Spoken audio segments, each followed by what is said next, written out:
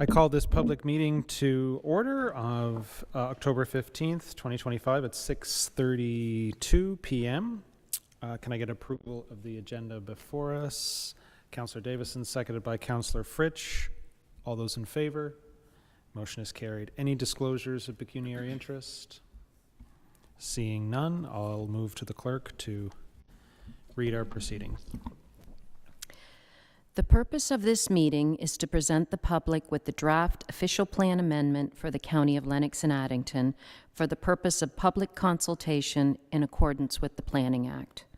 The public meeting affords an opportunity for the public to share comments in respect to the official plan amendment. The statutory public meeting is open to the public, and any person who attends is offered an opportunity to make representation in respect to the proposed plan update. Notice of the public meeting has been given in accordance with the Planning Act, Section 17, subsection 15. The notice appeared in the Napanee Beaver on September 19th, 2025, and the Frontenac News on September 25th, 2025, as well as notification commencing on Lennox and Addington County website on September 9th, 2025. Notice was given to all those as prescribed in Ontario Reg 543/06, subsection 17, for the official plan notification process. Copies of the draft county official plan amendment were made available in accordance with Section 17, subsection 19 of the Planning Act. A sign-in sheet is available for public record. If you wish to be notified of the adoption of the proposed official plan amendment, you must make written notice to Tracy McKenzie, Clerk, County of Lennox and Addington, by email at tmckenzie@lennox-addington.on.ca. The approval authority of the official plan amendment after it is adopted is the Ministry of Municipal Affairs and Housing. If a person or public body does not make oral submissions at a public meeting or make written submissions to the County of Lennox and Addington before the proposed official plan amendment is adopted, the person or public body is not entitled to appeal the decisions of the Council of the County of Lennox and Addington to the Ontario Municipal Board. If a person or public body does not make oral submissions at a public meeting or make written submissions to the County of Lennox and Addington before the proposed official plan amendment is adopted, the person or public body may not be added as a party to a hearing or an appeal before the Ontario Municipal Board unless, in the opinion of the board, there are reasonable grounds to add the person or public body as a party. Thank you, Madam Clerk. I'll now turn to our presenters. I'll turn to Mr. Nick MacDonald of Meridian Planning Consultants. Please proceed, Mr. MacDonald. Yes, good evening, members of council. My name is Nick MacDonald. I'm the president of Meridian Planning Consultant and the planner responsible for this amendment. So I do have a presentation tonight, and this is the same presentation I gave at the statutory open house that was held last week in the museum. And the purpose of this meeting and the public meeting today is to present an overview of the changes that are proposed to the official plan, provide opportunities to stakeholders to ask comments or ask questions and make comments, and discuss next steps and when the proposed changes to the official plan may be finalized. So the current county OP, which I was responsible for preparing a few years ago, was adopted by council on September 30th of 2015, and it came into effect in 2016 following approval by the province. The current county official plan implements the 2014 provincial policy statement, and that provincial policy statement has since been replaced by a 2020 iteration and now a 2024 iteration. The county OP includes policies on the county's land use concept, growth management, land use, environmental protection, resource protection, and constraint areas, general development policies, and plan implementation and administration. It was made very clear to me at the outset of the project initially that the county plan was intended to be general and strategic in nature, with most of the heavy hitting or heavy planning decisions being made by the local municipalities. And that continues to be my approach and how I've approached the updating of this official plan as well. The county OP establishes 5 basic land use designations: urban area, which are Amherst, View, Bath, Odessa, and Napanee; rural settlement area; agricultural area, which includes prime agricultural areas; rural area; and environmental protection area. As I'm sure you're aware, there is a parallel study underway right now looking at the location of prime agricultural lands, the Lear study. We're not dealing with that in the context of this amendment, and that will come forward at a later date. 2 amendments have been considered and approved as it relates to the current county official plan. The first came into effect in 2017, and it incorporated policies in the county plan on resource extraction, and very specifically replaced Schedule C with an updated schedule that identified where the aggregate resources are in the county. It was quite an interesting process at the time with lots of public input. Official Plan Amendment number 2 came into effect on 2017, a very minor official plan amendment to correct the settlement area boundary around Bath. Planning Act requirements for official plans. The Planning Act establishes the basic framework for making land use planning decisions in Ontario. Section 3.1 authorizes the minister to issue policy statements, and as mentioned, there is one in place. Section 16.1 outlines the contents that must be included in an official plan. And lastly, Section 26 requires council to update the plan to ensure that it is consistent with the provincial planning statement, and that's what we're doing now. So the main components of the official plan update are as follows. There are 4 components. Growth management and economic development is the first. A proposed modification to the Napanee urban boundary is being considered. Natural heritage and other provincial planning statement changes.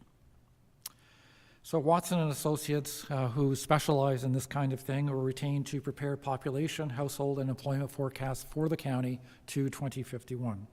They were also retained to carry out an urban land needs assessment in accordance with provincial policy and guidance, and their final report is dated September 2023.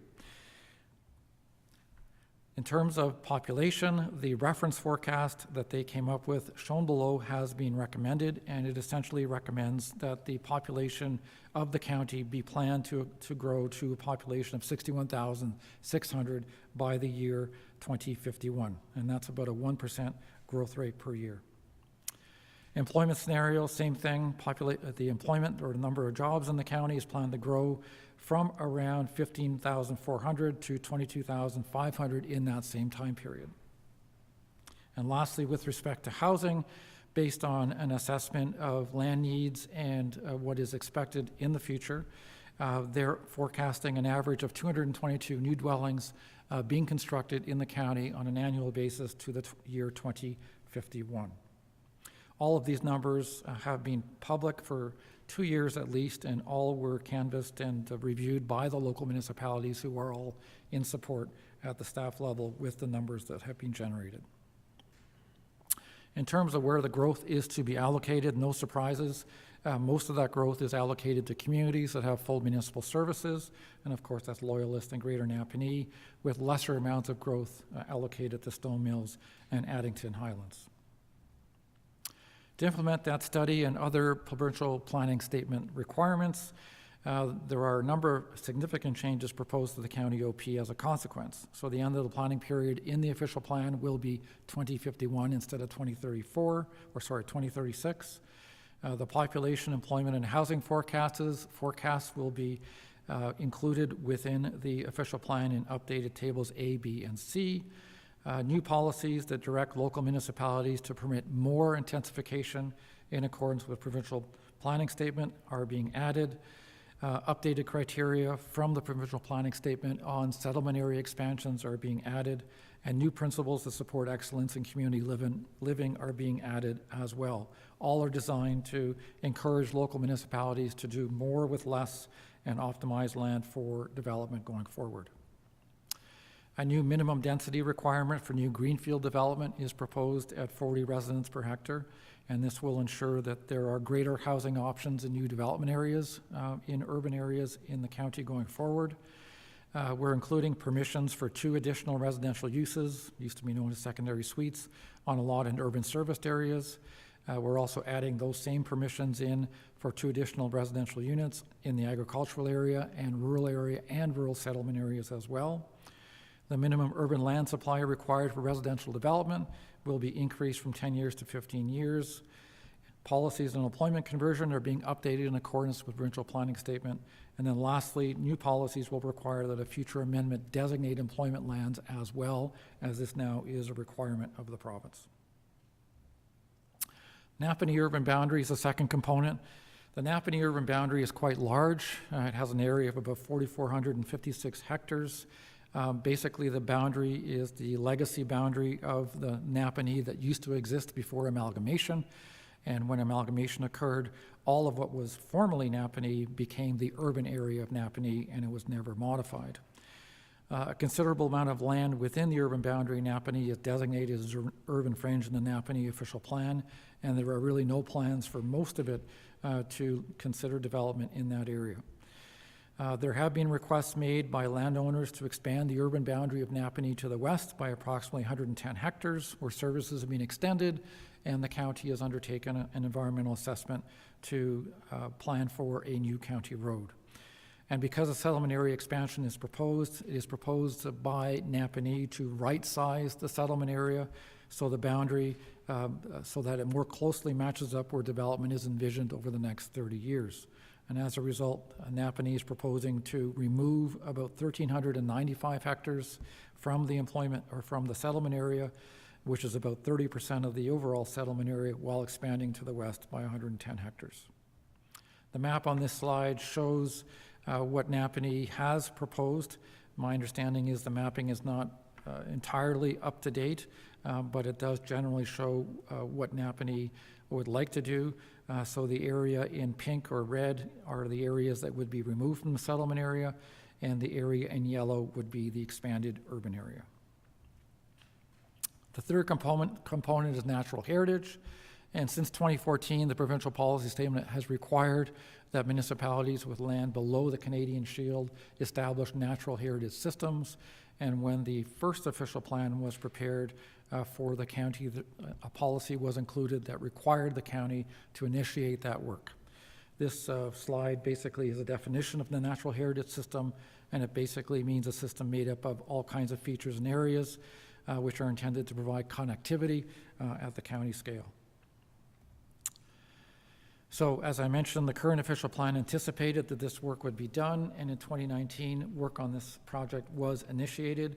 That work was completed by North-South Environmental, and their final report is dated February 2024. I should mention, of course, that all of the reports I'm referencing in this presentation are available on the county website. So the North-South Environmental Report reviews applicable provincial policy, reviews existing natural heritage system strategies in the county prepared by others, identifies how the natural heritage system has been developed, identifies sources of information and gaps in that information, identifies the components of the system and discusses each in some detail. It's a very hefty report, establishes criteria for significant woodlands, and makes a number of recommendations on how components of the natural heritage system should be protected through planning policy. So these are examples of some of the maps prepared by North-South Environmental. So they had lots of information to work with, and the map on the left shows where all of the wetlands are in the area below the Canadian Shield. The map in the center is the woodlands, and the map on the right is wildlife habitat. There are many more maps in the report that can be reviewed. So 2 new designations are proposed to implement the recommendations of this study. The first is the Natural Heritage 1 designation, and this will apply to significant wetlands where development and site alteration is prohibited in accordance with provincial policy.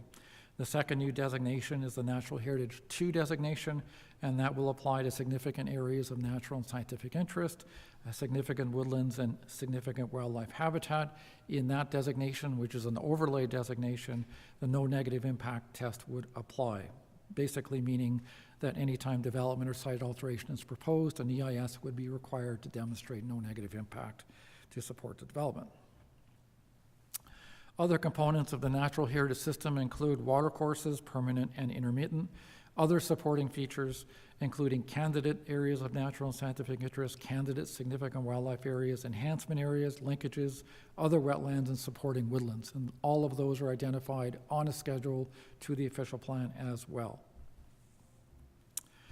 The new policies protect mapped and unmapped features, the latter, if identified through a planning process, provide direction on how the natural environment can be enhanced through the development approvals process, establish criteria for significant woodlands, identify the widths of adjacent lands, that's the land adjacent to features in which you have to study, identify minimum buffer widths outside of settlement areas, these are setbacks from features, provide guidance on enhancement areas and linkage areas, encourage the transfer of natural heritage features into public ownership, set out minimum requirements for environmental impact studies, permit the continuation of existing agricultural uses within these natural feature areas, set out how the policies are to be implemented by local official plans and zoning bylaws, and recognize applications that have not already been approved, that have been approved but not developed. And essentially, once the policies in the county plan are approved with respect to natural heritage, each local official plan has to be updated to ensure those policies and mapping match up with the county plan. Other changes proposed in the amendment are on this slide. The servicing policies have been amended slightly. Permitted uses in the rural area have been broadened in accordance with the provincial planning statement. The policies on cultural heritage have been updated primarily to reflect terminology changes. The land use compatibility policies have also been updated, and changes to defined terms have also been made where changes have been made in the provincial planning statement. After the open house and public meeting have been held, public comments are due by no later than October 24th of this year. All of those comments, initial municipal comments, which we already have, and preliminary provincial comments, which we also have as well, will be assessed. Revisions will be made to the policies and mapping as required, and a second draft will be released by November 12th of 2025, and then comments are due on that second draft by December 2nd of 2025. And an updated official plan amendment will then be presented to County Council for adoption, along with the rationale for each of the proposed changes made since the version that has been presented tonight, with the tentative target date being of January 2026. And I should note as well that once the official plan amendment is adopted by Council, it goes to the province for approval, and they may make modifications, and if those modifications are significant, then I'll be back in front of this Council advising what those modifications are and looking for direction. Once approved by the province, modified or not, the official plan amendment will come into effect immediately because no appeals of a provincial decision on an official plan are permitted. So that's the end of my presentation this evening. Happy to take any questions or comments from Council or anybody from the public who may be listening in. Thank you, Mr. McDonald. I'll turn first to Council. If there are questions. Nobody in the virtual audience. Do we know IT? No. Very good, Mr. McDonald. Thank you. Council, we do have a staff report in front of us.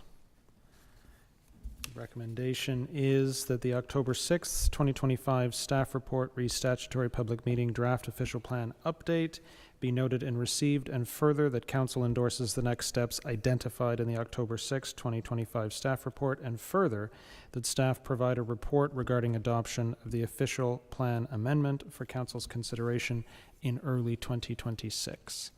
I have a mover to that effect, Deputy Warden, seconded by Councillor Calver. Any further discussion on the motion? Call the question. All those in favor? Motion is carried.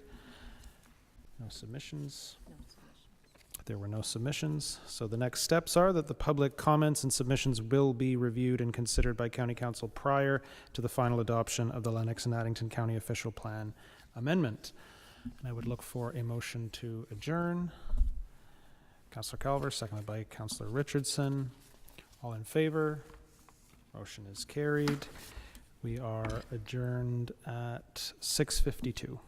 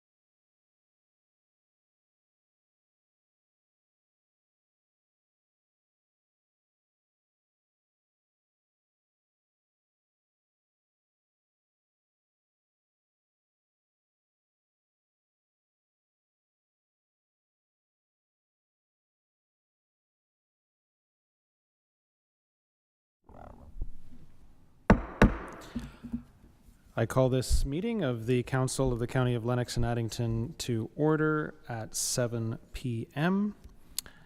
Can I get an adoption of the minutes of the regular monthly meeting held September 24th, 2025? Councillor Fritsch, seconded by Councillor Richardson. Any edits, errors, or omissions in those minutes? Seeing none, I'll call the question. All those in favor? I'd like to make one slight amendment to our agenda just before matters of consideration. I'd like to provide some time dedicated to our fallen comrade, Councillor Hogg, past Warden Hogg. So with Council's indulgence, I'd make that slight amendment. Can I get an approval of the agenda as amended? Councillor Calver, seconded by Deputy Warden. All those in favor? Motion is carried. Any disclosures of pecuniary interest or the general nature thereof? Seeing none. As some in the public may be aware, as news has spread today, we have lost our dear friend Henry Hogg. So we're going to provide some time for members of council to say a few words about our colleague. But before we do that, if everybody in chambers would stand for a minute of silence.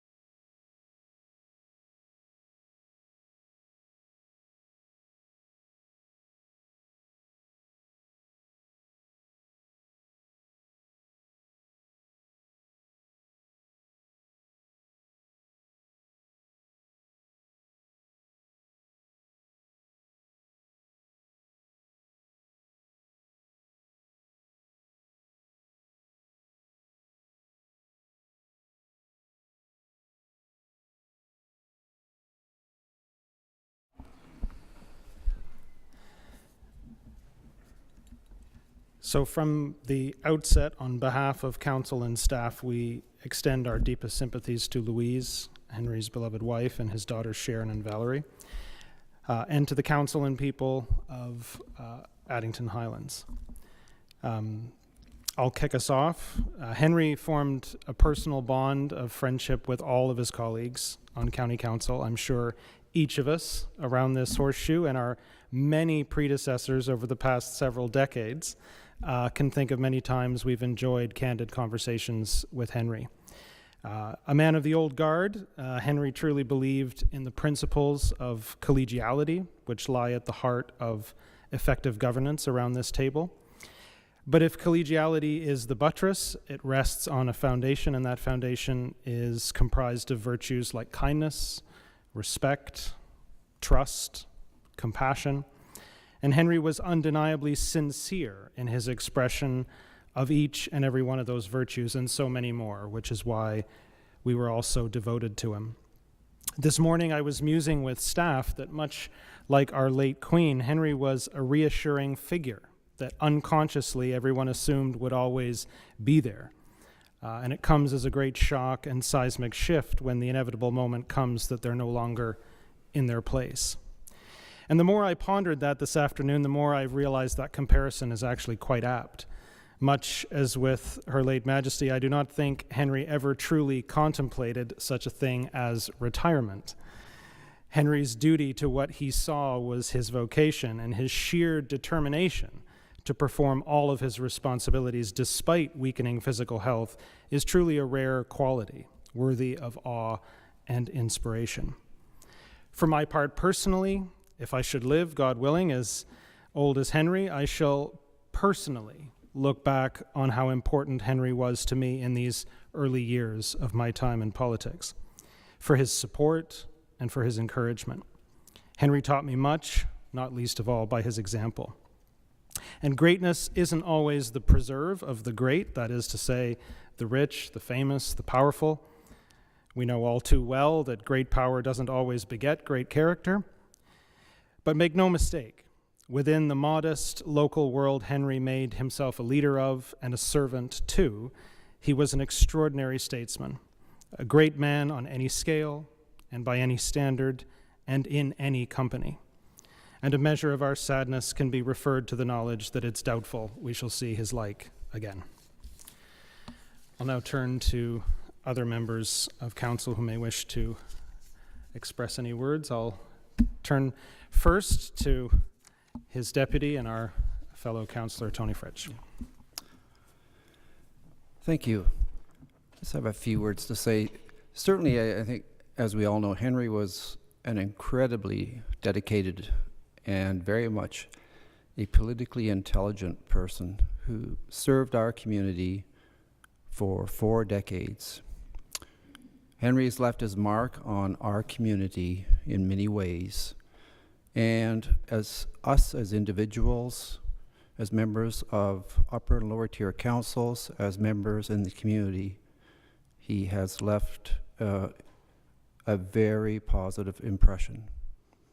Thank you very much, Henry, for your service. God's blessings to your family and friends. Thank you. Thank you, Councillor Fritsch. Other members? Councillor Richardson. Thank you, Mr. Warden. On behalf of the citizens of Greater Napanee, I would like to express our deepest condolences to the family of Henry Hogg, Reeve of Addington Highlands, and the past warden and current council member of Lennox and Addington County. Henry was a man we all should strive to be. He was a gentleman in the true sense of the word. His quick wit and timely humor were only dwarfed by his compassion for his family, community, and those around him. Henry had the ability to make those associated with him the best that they could be. His dedication to his community and public service as a whole are rarely seen in today's world. It's a dedication that societies today are dearly missing. To Henry's wife Louise, daughters Shannon and Valerie, and families, rest assured that Henry made the world a better place. Once again, on behalf of the citizens of Greater Napanee, please accept our most sincere condolences. Thank you, Councillor Richardson. Well said. Deputy Warden. Thank you. I'll first start by, I'd like to give my condolences to his family as they deal with this great loss personally. I've known Henry for a little while now, and we all know that he was quite a quiet, unassuming, very friendly man. And when I first met him, when I was an alternate on council, he was one of them that just made you feel comfortable. You were welcomed, and that was really nice to go into a new setting and have somebody that just took you in, and you just became a part of the crowd. But I also found out quite quickly that this unassuming man was also very smart, and he may be quiet and not say a whole lot, but when he did say it, I like to always listen. It was worth it. And for the most part, I found he could educate us quite easily, first with a little bit of history, and then impart his wisdom. And it was always a nice balance, because you could find out where he was coming from, and then you could take in the wisdom. And I might also add that everyone that I know that knew Henry had great respect for him. And just an example of that is today when I let a former warden know of his passing, he said that his respect for Henry was immense, and he always liked spending time with Henry. even after being on county council. And he was one that Henry was in his mind, even though they weren't together that often. So I just like to sum it all up with Henry is missed. Thank you, Deputy Warden, certainly. Councillor Davison. On behalf of Stone Mills Township, I too would like to extend our sympathies to the family. I've known Henry personally for the better part of the 40 years, 35 of them anyways, and at no time did I ever feel unwelcome in his presence. Whether it was at a convention or at a meeting, Henry made you feel welcome. It was a trait that went to everybody, and that, yes, Henry was dedicated and everything else, but I think the strongest part of Henry was his demeanor that he had with other people, and I'd just like to appreciate that. Thank you. Thank you, Councillor Davison. Councillor Calver. Thank you. Yes, Henry is, I've only got to know Henry personally over this term of council, and it didn't take long to figure out the type of man he was. One of the kindest gentlemen you'll ever probably run across. Knowledge beyond belief every time he talked. Whenever I talked with Henry, it was just nice to sit back and listen. So much knowledge, so much dedication. He put his entire, the majority of his life into the area. He's been on county council for 23 years, deputy or warden for 5 times over that 23 years, and he has definitely left this area in a better place for sure. And for that, Henry, I'd like to thank you. And just our thoughts and prayers go out to his family. The community has lost a really terrific man. Thank you. Thank you, Councillor Calver, and thank you to all members of council for those comments. Again, as has been said, he will be greatly missed here, and I'm sure Councillor Fritsch will take back our good wishes and our feelings about Henry back home to the Highlands.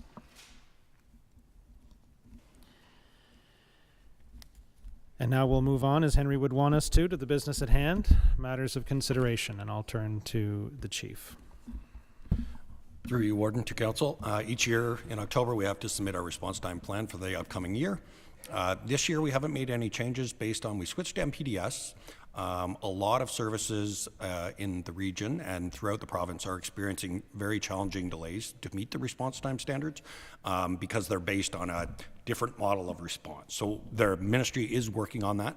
That said, however, our response times are within where we would have expected to be, and we're happy with our responses, and I'm happy to answer any questions. We don't recommend any changes for this year.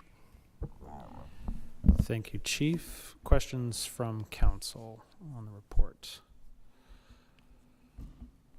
Seeing none, the recommendation is that the report be noted and received, and that council approve the response time performance plan as required by Regulation 257-00 of the Ambulance Act.